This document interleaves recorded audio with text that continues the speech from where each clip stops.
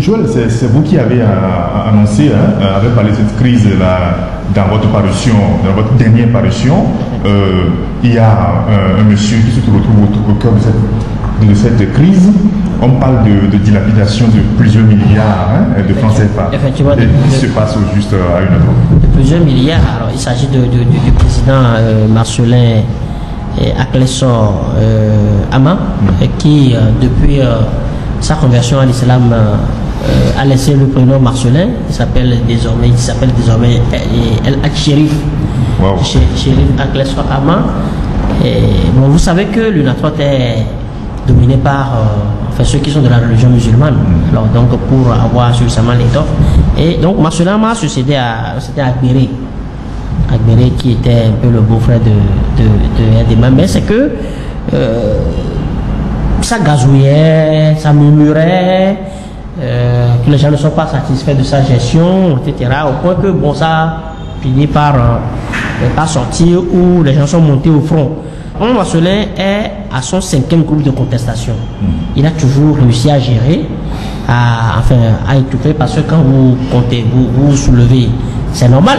Parce qu'il achète certains, il les coopte pour les mettre à côté de lui. Mais comment ça s'opère? Il se fait que les statuts règlements intérieurs sont des plus bananiers. Les statuts et règlements intérieurs de la sont des plus bananiers. Où le président, quoi que élu, il peut coopter des gens pour mettre dans le bureau. Et c'est la pratique aujourd'hui. Alors, contacté à ma soeur, dit non, que lui ne reconnaît pas. Mais il s'est rendu compte qu'il y a eu des gens qui sont autour de lui aujourd'hui, qui étaient ses contestataires hier. Comment ils se sont retrouvés autour de lui?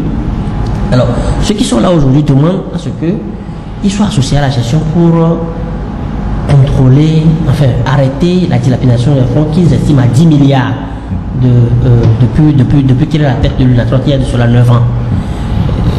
Comment ils sont arrivés à ces 10 milliards?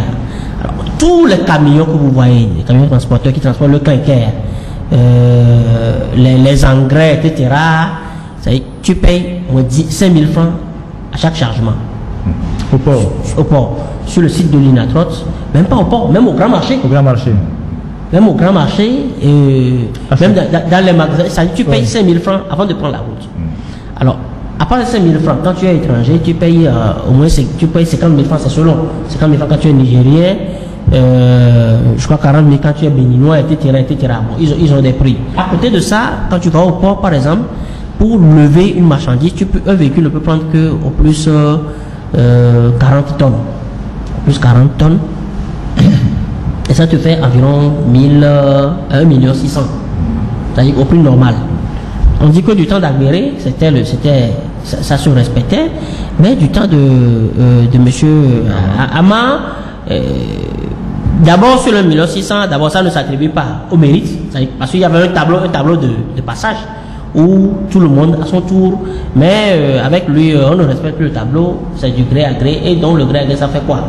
D'abord tu payes 100 000, donc tu ne vois aucune carte, il y a 100 000 que tu payes d'abord, et maintenant si ce fait que tu n'es pas autour, donc tu payes jusqu'à près de 350 000 francs sur le business que tu as fait. Alors c'est de l'argent qui circule à gauche, à droite, on prend, où il n'y a aucune traçabilité. Bon, on est tombé sur certains statuts, certains reçus, etc.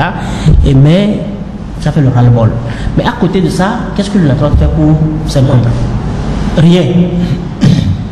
Les grues pour tracter les véhicules s'ils ont des problèmes. Parce que quand tu vas sur le site de l'association, il est dit que l'UNATROT apporte son soutien pour des transports plus sécurisés, en cas de panneau de soutien, etc. Mais il n'y a pas de grue sur la route aujourd'hui pour aider un transporteur. Tu es obligé d'aller sur le way. Maintenant, les membres, quand tu arrives au soir de ta vie, qu'est-ce que l'association fait? Dans tout cela, les membres demandent à ce qu'on rende compte. Les membres se plaignent qu'on ne leur a jamais rendu compte. Depuis 10 ans que le président est là, Ama Marcelin a mis des habitants, a mis des alibis solides sur la table. Il dit non, il a rendu des comptes. Il a tenu un congrès en 2014.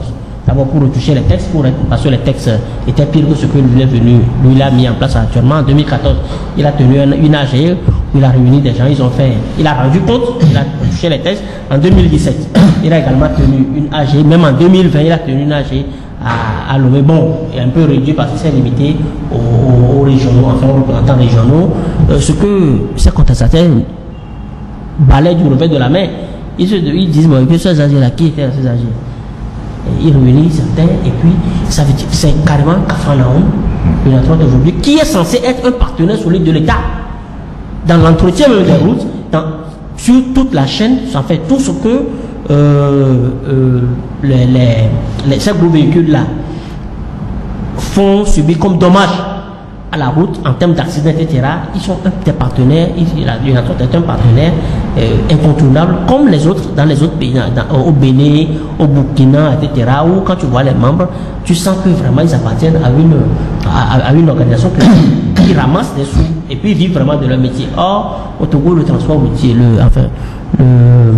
les transporteurs routiers qui sont un peu, ils disent que bon, ils sont différents de ceux qui transportent le sable, etc.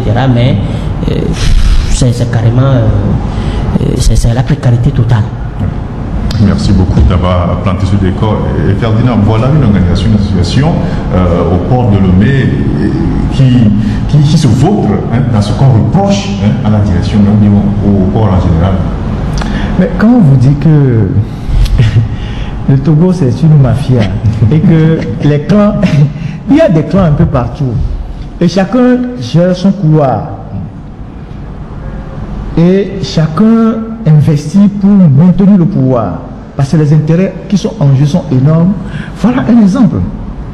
Voilà un exemple palpable. Quand on vous dit que des individus, ils ne sont pas une régie financière. C'est pas une régie financière, l'UNATROT. Qu'ils ont mobilisé 10 milliards en 10 ans ou bien en 9 ans d'exercice. Ça veut dire que chaque année, ils arrivent à lever 1 milliard. Effectivement. Et qu'un seul individu a dilapidé ces ressources-là, vous comprenez qu'il y a de l'argent dans le pays. Joël vient de décrire ce qu'est l'UNATROT, comment il fonctionne, les camions, combien ils paient par camion, c'est beaucoup d'argent. Les milliers de camions qui viennent charger au Togo, c'est beaucoup d'argent. Et donc, je ne comprends pas pourquoi on a déjà le Conseil national des chargeurs, qui est aussi une autre institution à part. Dirigé par une autre affaire, le Conseil national des chargeurs.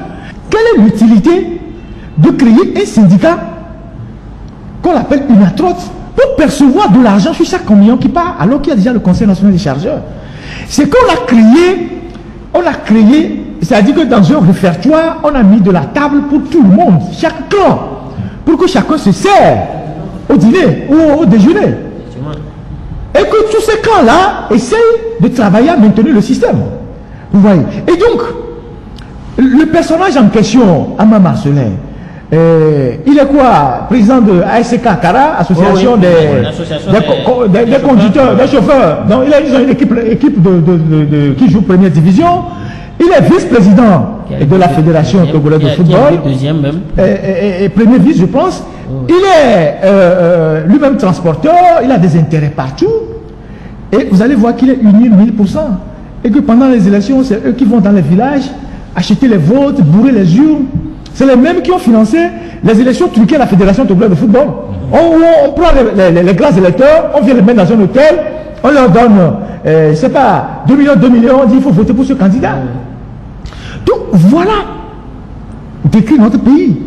Et donc, c'est vrai que quand on donne la somme, les gens disent, mais est-ce qu'on peut voler 10 milliards? Parce que l'unité de vol au Togo, on dit qu'il a dilapidé. Ouais, il a dilapidé. L'unité de détournement au Togo, c'est maintenant des milliards, comme au Cameroun. C'est-à-dire qu'on ne vole plus les 100 000, les 200 000. Les gars, s'ils veulent voler, ils s'asseyent, ils mettent leur système en place, ils volent bien. Et quand tu entends le chiffre même, tu dis, ah, le type là, il a bien fait son travail. Des vols corrects. Et c'est ça. Donc, les types, ils ont dilapidé 10 milliards en 9 ans. Les 10 milliards là, qu'est-ce qu'on ne peut pas faire avec ça? C'est vrai que l'UNATROT n'est pas lié aux gares routières. Mais parce qu'il y a d'autres syndicats qui font aussi la mafia là. Ils s'occupent de ça. Ils s'occupent de ça.